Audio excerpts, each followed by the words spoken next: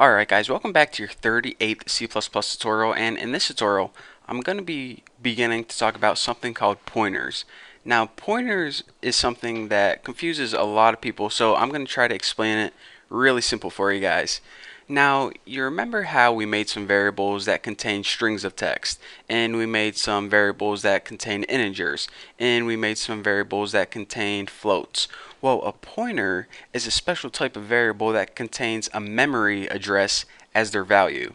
Pretty weird, huh? So let's go ahead and the first thing we need is a plain old integer variable. So let's go ahead and make a variable called fish and set it equal to the value of 5. It doesn't really matter what the value is, to be honest. So anyways, we have a plain old variable named fish. Now let me go ahead and show you guys how to retrieve the memory address of this variable. So as you probably already know, this variable called fish is stored somewhere on our computer, somewhere in the memory, who knows where. So sometimes we need to be able to access where indeed that memory is. So in order to do that, you go ahead and you write the and sign, and the and sign is called the address operator. And now whatever variable you type after it, this means the address in your memory of fish. So if you go ahead and print this out on the screen using cout, and might as well end that line.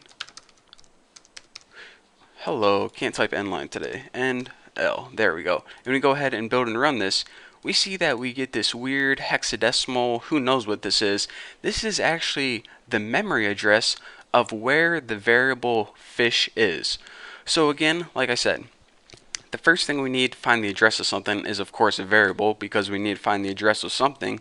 And in order to find the memory address of the variable, you go ahead and you write the and sign right before the variable, and then those two combined pretty much tell your C++ compiler, alright, I want to print out the memory address of fish, not the variable fish itself.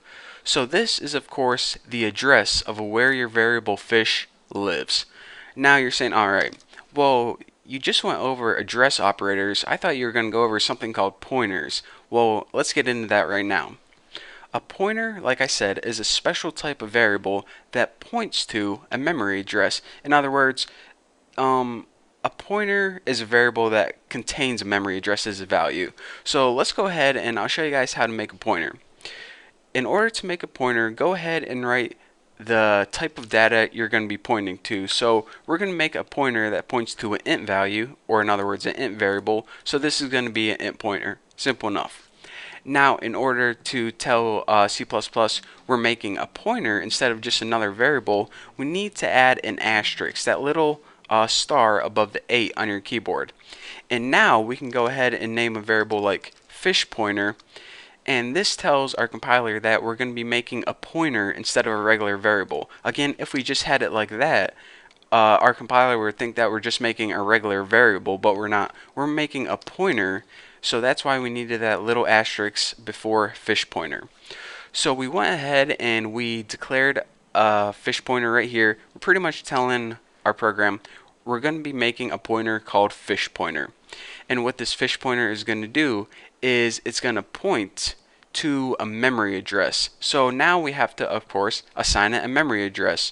So let's go ahead and whenever you assign a memory address to a pointer, you don't need to include the star again, because you only do that whenever you're first creating the variable. From now on, whenever you use the variable fish pointer, C++ already knows that it's a pointer because you told it whenever you created the variable. So make sure you don't put star fish pointer twice, only one time. C++ is smart enough to recognize this. Now go ahead and set it equal to the memory address of a variable, and we only got one variable, fish.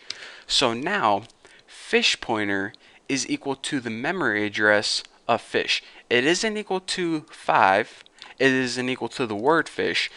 Fish pointer is equal to the memory address of where the variable fish lives, that long hexadecimal thing.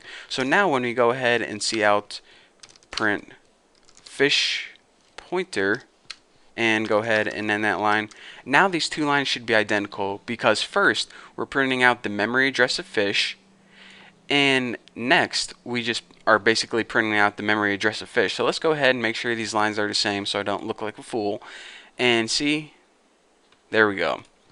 So basically, we know how to print out the memory address of a variable using the memory address operator. That's a pretty nice name for it. So then I taught you guys how to create a pointer, and all a pointer was a special type of variable that had a memory address as its value.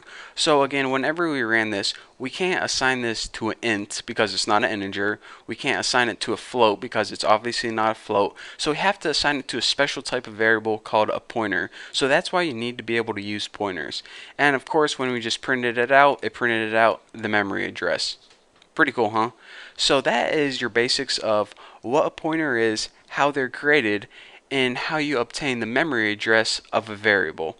So now with all that knowledge, we can begin programming, and we're actually going to use these pointers and programs, and they're actually useful for something, believe it or not. So thank you guys for watching. Hopefully you'll understand everything in this tutorial. If you have any questions, don't forget to check out my website, thenewboston.com, and I'll see you guys in the next tutorial.